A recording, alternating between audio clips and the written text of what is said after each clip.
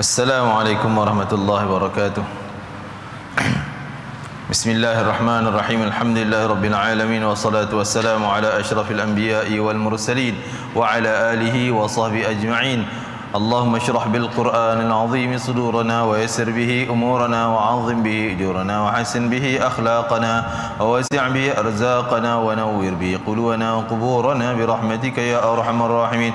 Ya Allah ya wahid ya ahad ya wajid wa infa'na minka bi nafati khairin fi kulli lahzatin abada 'adada khalqika wa ridha nafsi wa zinata 'arshika wa midada kalimatika ya rabbal alamin. Rabbana iftah bainana wa bain qaumina bil haqq wa anta khairul fatihin. Wa sallallahu ala Sayyidina Muhammad wa ala alihi wa sahbihi sallam. Alhamdulillah rabbil alamin. Kita akan mula dengan surah Al-Fatihah dan sambung bacaan kita muka surat 373. Muka surat 373.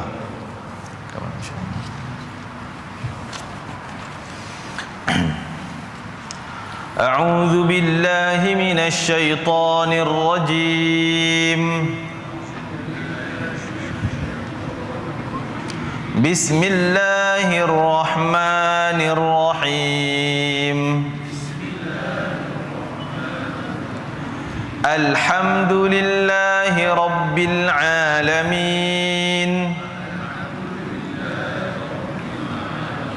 Ar-Rahmanir Rahim. Maliki yaumiddin.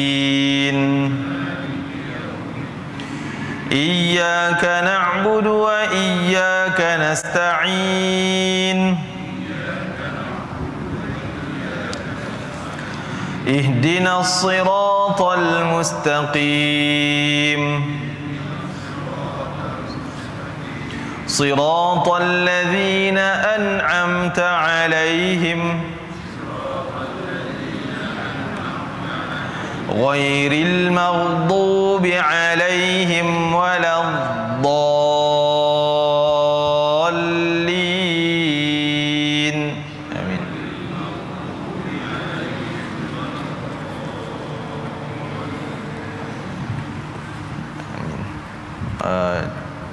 Surah Asy-Syu'ara, surah yang ke-26 ayat 137. Ayat 137. Bismillahirrahmanirrahim. In hadza illa khuluqul awwalin.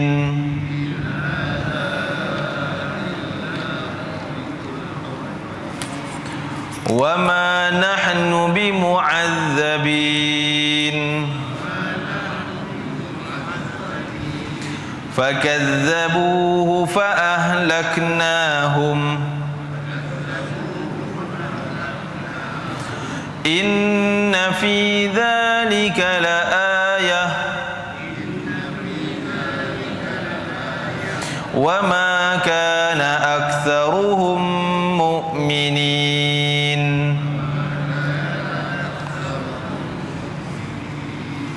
Wa inna rabbaka lahuwal azizur rahim.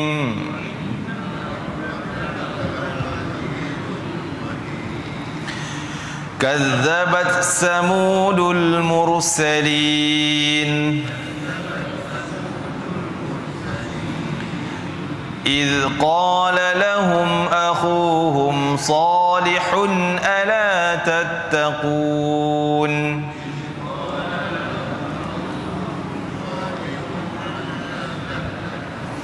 إني لكم رسول أمين. فاتقوا الله وأطيعون.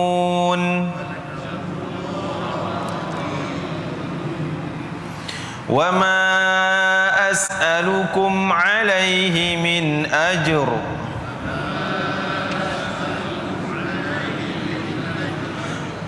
إن أجري إلا على رب العالمين.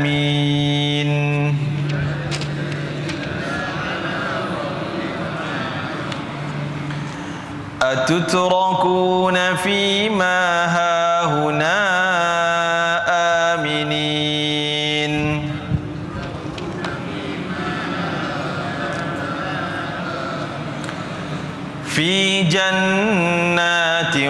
وعيون وزروع ونخل طلعها هضيم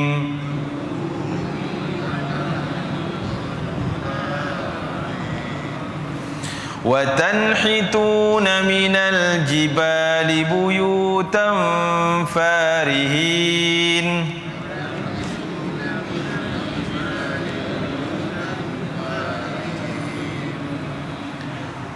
فاتقوا الله وأطيعون ولا تطيعوا أمر المسرفين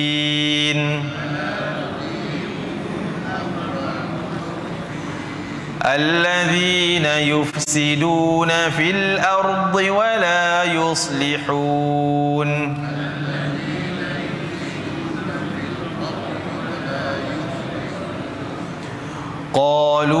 قالوا إنما أنت من المسحرين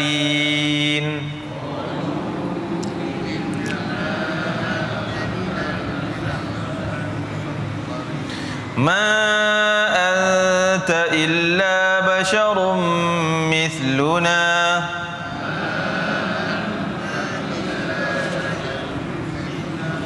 فأت بآية إن كنت من الصادقين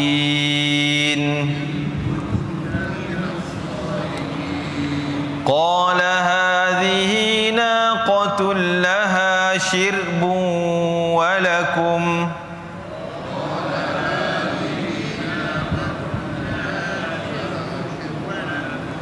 ولكم شرب يوم معلوم ولا تمسوها بسوء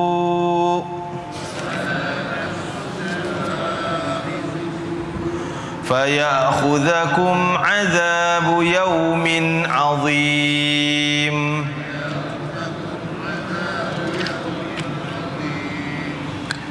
فعقروها فأصبحوا نادمين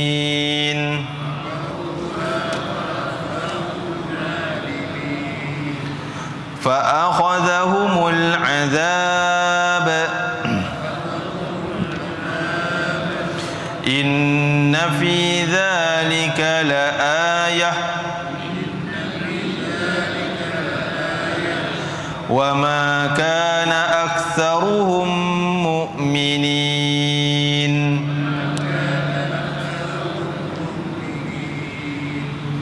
وإن ربك لهو العزيز الرحيم.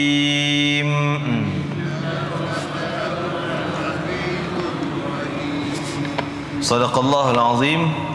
وبه نستعين على أمور الدنيا والدين وعلى آله وصحبه أجمعين. وإن التعلم والتعليم والتذكر والتذكير والنفع والانتفاع والإفادة والاستفادة والحث على التمسك بكتاب الله وسنة رسول الله والدعاء إلى الهدى والدلالة على الخير ابتغاء مرضات الله وقربه وثوابه ومغفرته ورضوانه وحسن الخاتمة عند الموت برحمتك يا أرحم الراحمين.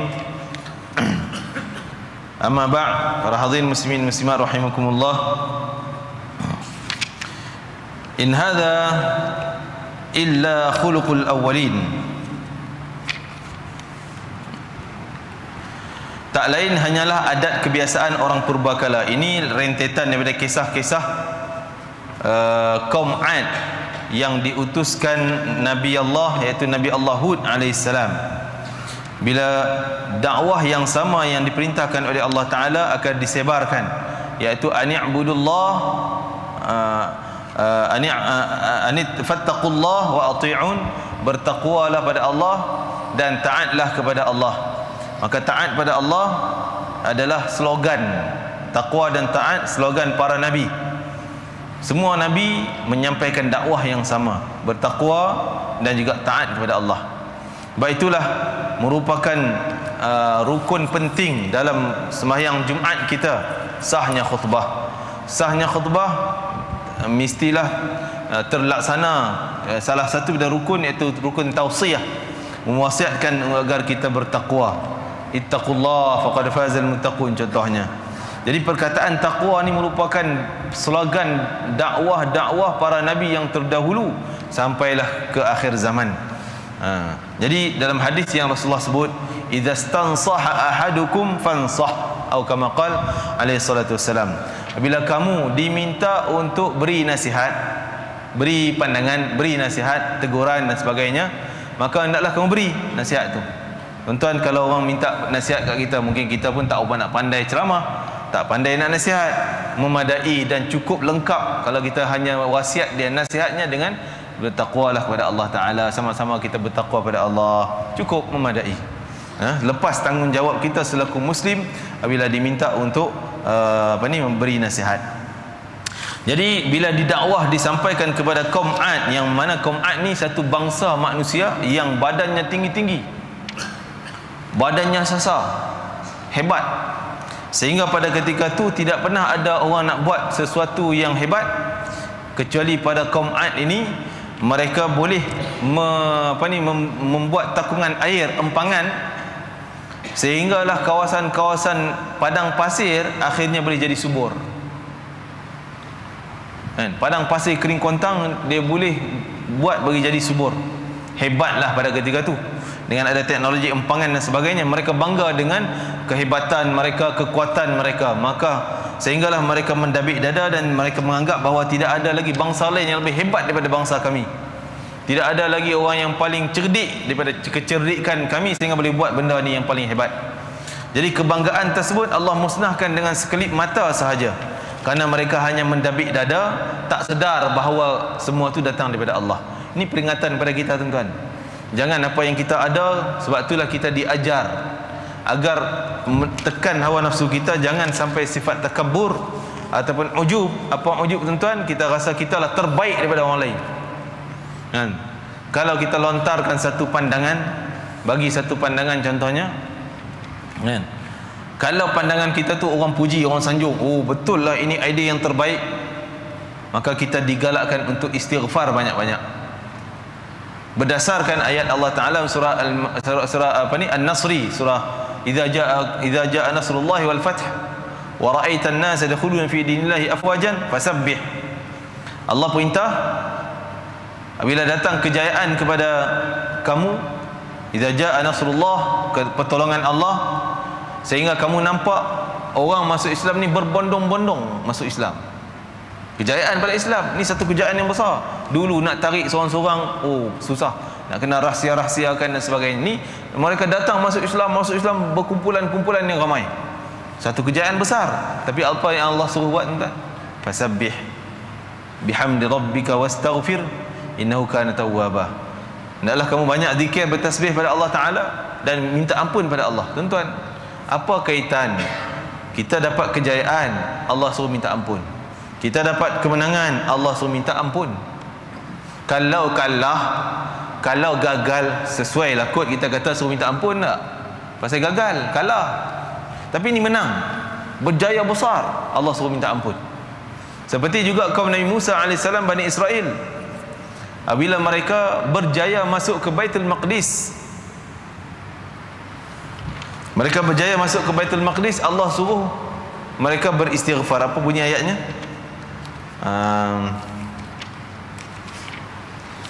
Juzuk 1 tu.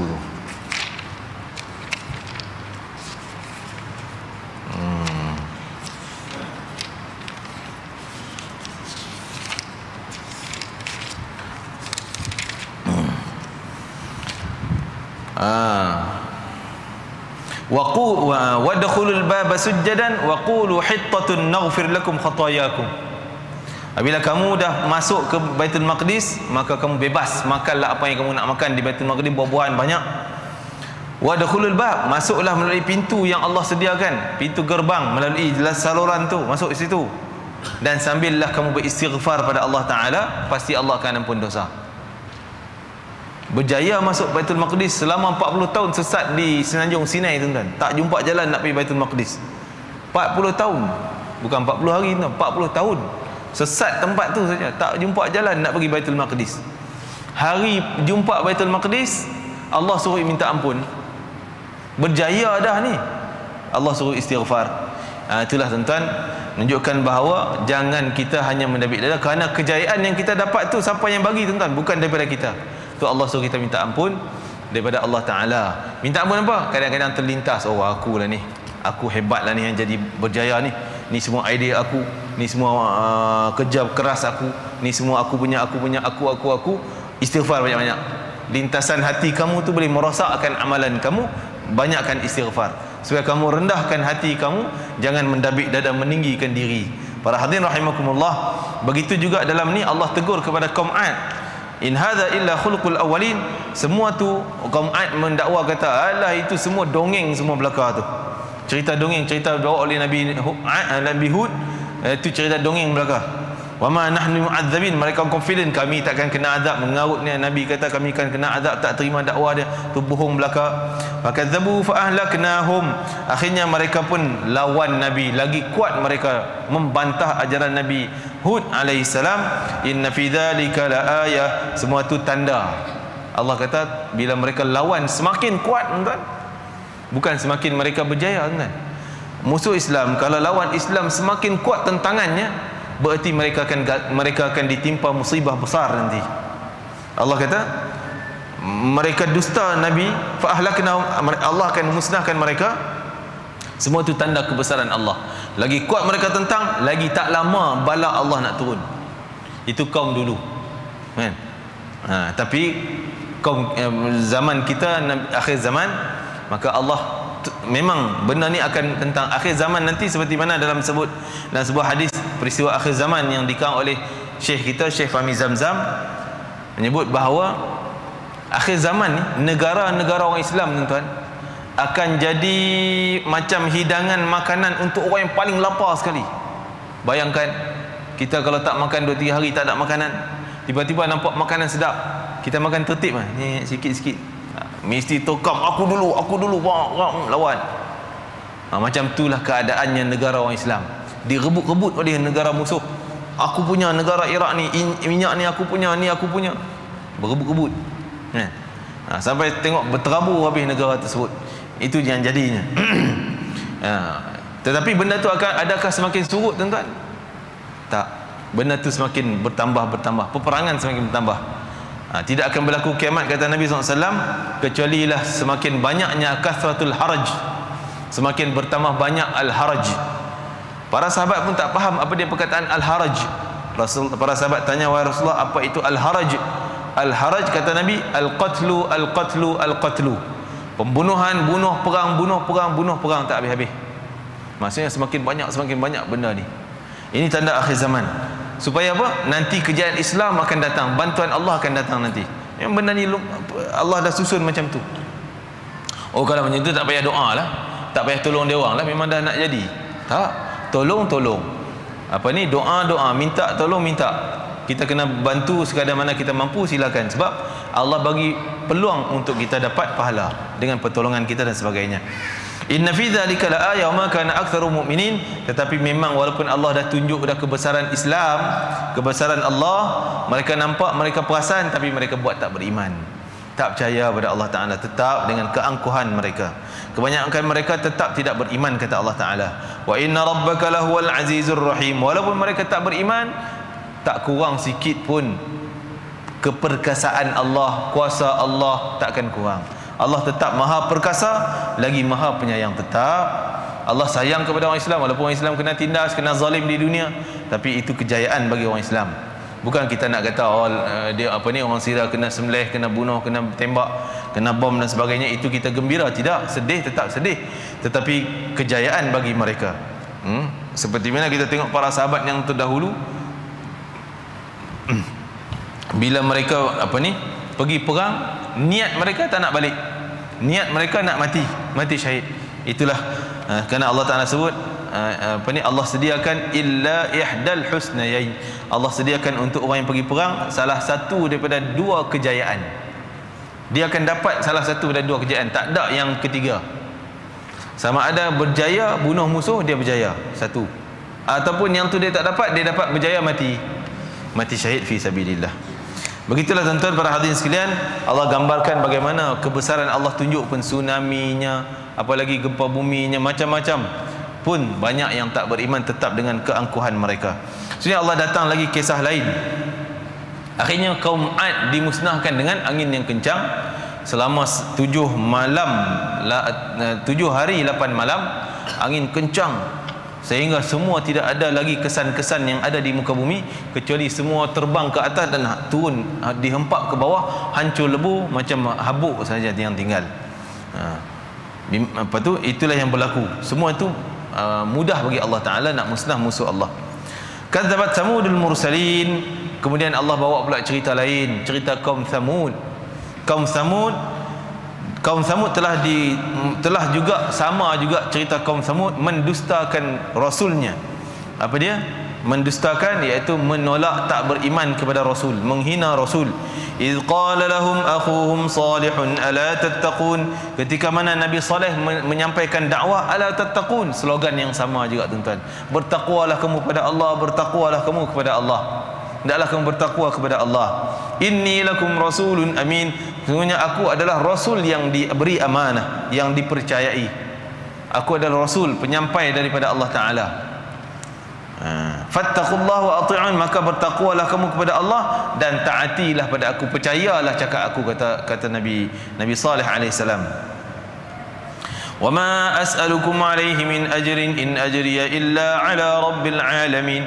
Dan aku bukanlah aku sampaikan dakwah ni tujuan nak dapat upah daripada kamu, bukan aku nak cari duit kat kamu, daripada kamu, tetapi in ajriya, aku hanya cari upah, illa ala rabbil alamin, aku hanya cari upah daripada Tuhan sekalian alam. Nak sebutnya bahawa Nabi ni tidak ada kepentingan tertentu, kepentingan duniawi. Mereka semata-mata untuk menyampaikan risalah Tuhan, risalah daripada Allah SWT. Kaum Samud tempatnya luas. Kaum Samud adalah kawasannya sangat luas, merangkumi sampai utara Saudi sekarang. Kalau sekarang ni disebut Madain Saleh, masih ada kesan-kesan perkampungan mereka, kerana kaum Samud ni hebat. Kehebatan mereka boleh tebuk bukit jadi istana. Dia tebuk bukit, buat bilik dia, buat istana, singgahsana dan sebagainya. Tebuk bukit, kita pergi bom bukit, ambil bawa mai jadi simen, buat buat bangunan. Dia tebuk tu, kan? Dalam keadaan bukit tu tak runtuh, dia boleh buat bilik-bilik dan sebagainya. Kaum Samud luas. Dan sampailah ke Jordan, sampailah kawasan sebahagian Jordan dan juga Syria, dan kawasan yang sangat luas. Diutusnya Nabi Saleh alaihissalam.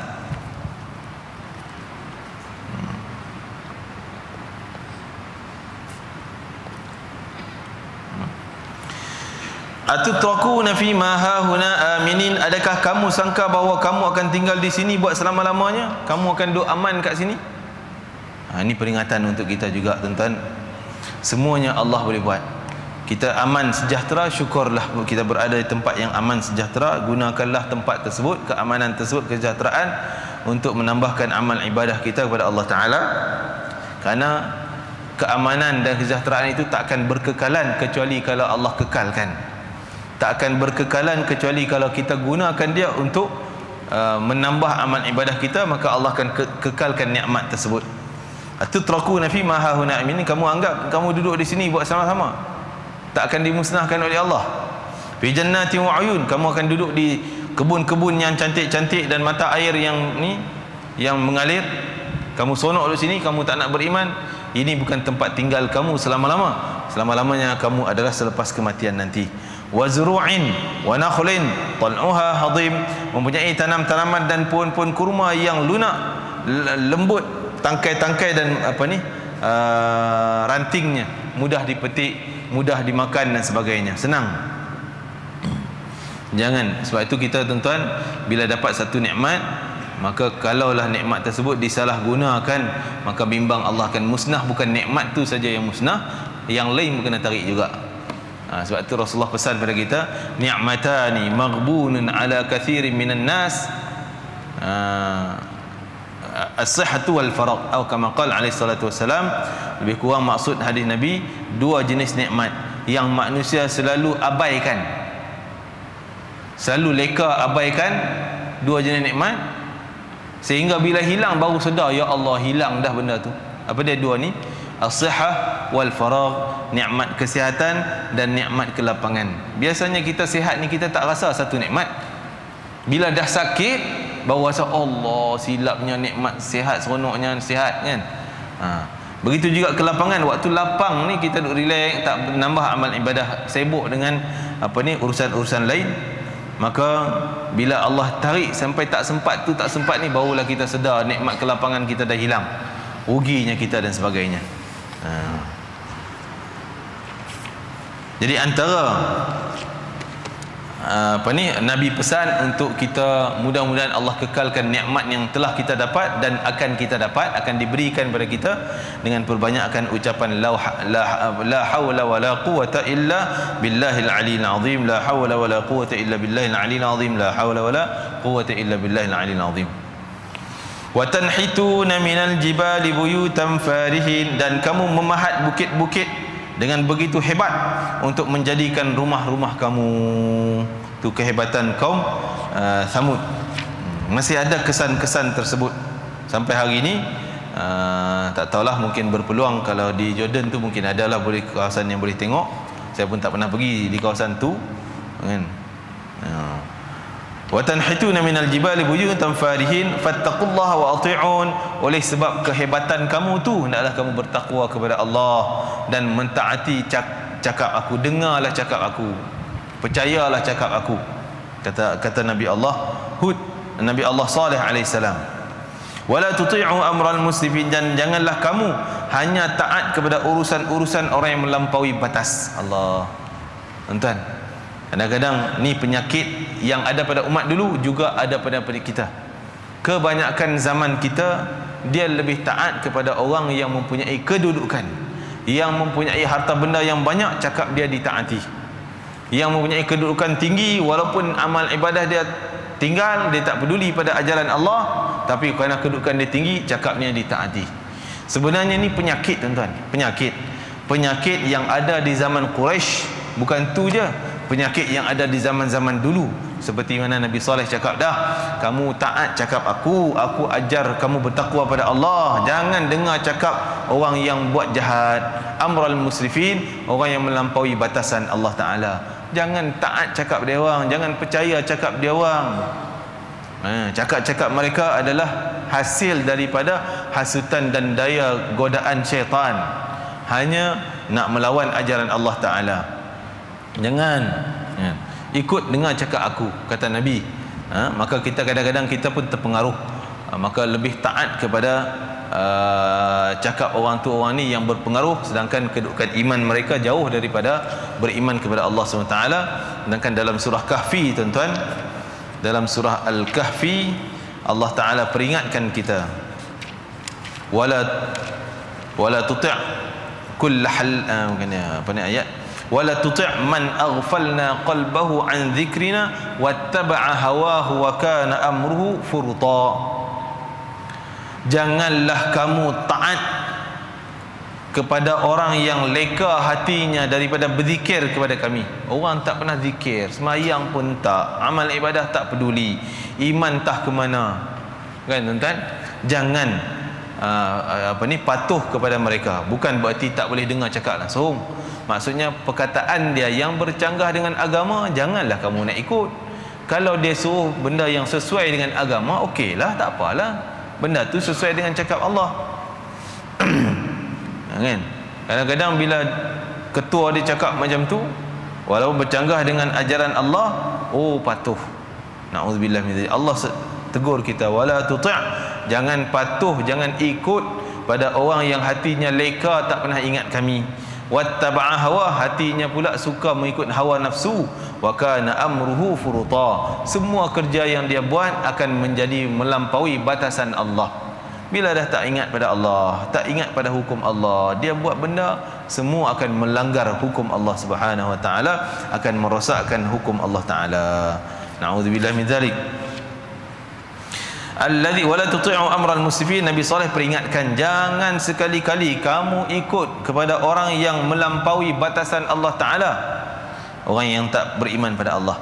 Alladzina yufsiduna fil ardi wala yuslihun, iaitu orang yang suka membuat kejahatan, kerosakan di muka bumi dan tidak mau buat kebaikan langsung di muka bumi. Tuan-tuan, apa kejahatan, apa kerosakan di muka bumi yang mereka buat? Bukanlah maknanya kena bom bukit itu kerosakan, tidak. Tapi kerosakan yang dimaksudkan dalam ayat ni adalah kafir kepada ajaran Allah Taala. Ingkar pada ajaran Allah itu adalah kerosakan yang paling digeruni. Kenapa tuan-tuan? Mana rosak pula dia tak berimannya, rosak apa tak? Bila dia tak beriman, dia lawan ajaran Allah, Allah akan turun balak. Bila turun balak, apa jadi pada bumi?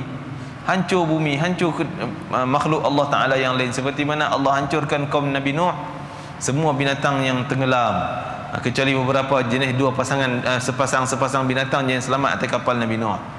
Kaum Ad hancur habis perkampungan, binatang kehidupan semua hancur. Punca apa dia tuan? Punca dia tak beriman, Allah hancurkan. Sebab tu perbuatan ingkar perintah Allah, lawan ajaran Allah, ini satu kerosakan yang dahsyat tuan-tuan. Kerosakan yang sangat dahsyat. Dan mereka tak mau tak mau melakukan kebaikan, memperelokkan muka bumi dengan cara mereka taat, beriman pada Allah Taala. Maka Allah jaga, Allah turunkan rahmat, Allah turunkan barakah pada tempat tersebut, sejahtera semua sekali. Sebab itulah disebut dalam sebuah hadis tuan-tuan, dalam sebuah hadis di mana Rasulullah sebut innallaha wa malaikatahu, saya tak ingat matan dia sempurna tuan-tuan. Sesungguhnya Allah dan seluruh para malaikat dan seluruh penghuni-penghuni bumi, termasuklah ikan yang berada di lautan maupun burung yang berada di udara ataupun semut yang berada di lubang, semuanya mendoakan kebaikan kepada mereka yang mengajar orang kebaikan. Semuanya doa kebaikan untuk orang-orang yang duk ajar orang, dakwah orang ke arah kebaikan. Kenapa mereka berperanan nak doa untuk orang yang buat baik ni? Apa kaitan pula binatang, semut lah, ikan lah, burung lah, semuanya duk doa kepada orang yang orang mengajak orang, bukan mengajak binatang, mengajak orang supaya buat baik. Apa kaitan? Sebenarnya seolah mereka berterima kasih tuan. Dengan engkau mengajar orang, ajar orang buat baik, dakwah supaya buat benda yang baik, maka orang tu akan jadi baik. Dengan adanya orang-orang yang baik di muka bumi, Allah selamatkan muka bumi, turun rahmat, turun barakah. Kami, kata semut, ikan, burung pun kata kami tumpang selamat sama. Terima kasih. Sebab tu kami pun doa untuk kebaikan kamu, tuan-tuan. Itu ada hubungan kait di antara kehidupan manusia dengan alam yang lain ataupun makhluk Allah yang Ta'ala yang lain, dengan perbuatan manusia. Sebab tu manusia disebut sebagai khalifah. Baiknya mereka maka sejahtera alam, jahatnya mereka akan rosak alam. Qalu innama anta minal musahharin. Bila kaum Nabi Saleh menyampaikan dakwah supaya bertakwa dan taat kepada dia, maka mereka jawab, innama anta minal musahharin. Engkau ni pandai-pandai nak tunjuk sihir pada kami, kamu dah main sihir untuk kami, sehingga orang macam tu dah terpengaruh dengan cakap engkau. Padahal engkau tidak ada harta, engkau tidak ada kedudukan dalam pandangan kami, dalam masyarakat kami, takkan kami nak ikut kamu. Pandang hina kepada para nabi. Dan mereka anggap bahawa yang terpengaruh dengan dakwah nabi itu adalah orang yang dah kena sihir. Sama tuan-tuan, ungkapan ni lah juga yang dituju kepada Nabi kita Nabi Muhammad SAW, dengan ungkapan engkau orang gila, engkau tukang sihir, tok bomoh dan sebagainya. Ma anta illa basyarum mithluna fa'ti bi ayatin in kunta minas sadiqin. Tidak lain engkau hanyalah manusia seperti kami, oleh sebab itu bawakanlah kepada kami mukjizat sekiranya engkau daripada orang yang benar. Yalah, engkau siapa saja soleh, engkau ni macam kami lah juga, makan minum, tidur dan sebagainya. Engkau manusia macam kami je. Kalaulah engkau kata engkau betul-betul utusan Allah, tunjukkan benda pelik pada kami, mukjizat, bukti bahawa kamu ni memang utusan Allah. Semua nabi diberikan mukjizat. Mukjizat apa tuan-tuan? Perkara yang luar biasa, perkara yang luar biasa luar daripada jangkauan akal manusia yang diberikan kepada para nabi untuk merendahkan musuh-musuh nabi. Tujuan mukjizat bukan nak menunjuk hebat, tapi nak tunjuk supaya musuh tu tunduk. Semua nabi diberi mukjizat. Kalau diberi kepada orang yang bukan nabi, dinamakan karamah. Kita sebut keramat. Keramat tak? Keramat. Mukjizat ada pada semua para nabi, termasuk Nabi Saleh AS. Nabi kita Nabi Muhammad lagi dah banyak mukjizatnya. Nabi Muhammad membelah bulan, dan Nabi Muhammad juga memancarkan air daripada celah jari Nabi. Air keluar yang bersih, yang boleh diminum, boleh diambil wuduk. Sehingga seramai sekumpulan sahabat Nabi, dan riwayat mengatakan lebih pada 70 orang minum sekenyang-kenyang minuman dan ambil wuduk cukup lengkap. Malah air itu masih mengalir lagi. Sehingga semua dah cukup, tak ada nak guna apa dah air, barulah benda itu berhenti. Dan sebagian ulama mengatakan air yang ada di muka bumi ni, air yang paling mulia sekali tuan-tuan, bukan air Zam-Zam. Cuma di zaman kita lah ni air Zam-Zam lah. Tapi sebenarnya air yang paling mulia adalah air daripada tangan Nabi sallallahu alaihi wasallam. Air yang datang daripada tangan Nabi sallallahu alaihi wasallam. Yang kedua air Zam-Zam, tapi cuma kita sekarang dah tak ada lah air tangan Nabi, tinggal air Zam-Zam, yang itulah yang paling mulia bagi kita. Jadi antaranya, dan banyak lagi mukjizat-mukjizat Nabi kita Nabi Muhammad sallallahu alaihi wasallam. Ma anta illa bashar, qala hadhihi naqatul laha shirbun wa lakum shirbu yawmin ma'lum. Dalam ayat yang lain Nabi Saleh tanya, engkau nak aku buat apa? Engkau nak aku buat apa? Maka dia orang kata, dia sambil duduk tengok cari apa benda nak suruh Nabi Saleh buat tak. Dia kata kebetulan ketika tu duduk di celah bukit, kawasan dekat dengan bukit yang berbatu, ada celahannya. Okey, engkau keluarkan unta daripada celah bukit ni. Engkau keluarkan unta daripada celah. Memang lubang tu kecil sangat. Dikatakan masih ada lubang tu, celahan bukit tu. Ada lagi dekat dengan makam, sebahagian mengatakan dekat dengan makam Nabi Saleh, dan sebahagian mengatakan di tempat lain. Wallahu alam lah, kesahihannya kita tak tahu. Wallahu alam. Tapi celahan tu, maka qala hadhihi naqatul laha shirbun wa lakum shirbu yawmin ma'lum. Berkata Nabi Saleh alaihi salam, inilah seekor unta betina, unta berwarna putih, ia mesti minum air, dan kamu pula mesti minum air dalam hari yang ditentukan. Maka Nabi Saleh buat jadual, bagi satu hari untuk unta ni kontrol telaga air tu, perigi air. Hari yang lain baru kamu semua boleh ambil air tu. Jangan hari unta kamu nak minum. Jangan halang dia, biar dia minum satu hari, kamu minum satu hari, selang. Okey, kita bagi ruang pada azan, nanti kita sambung.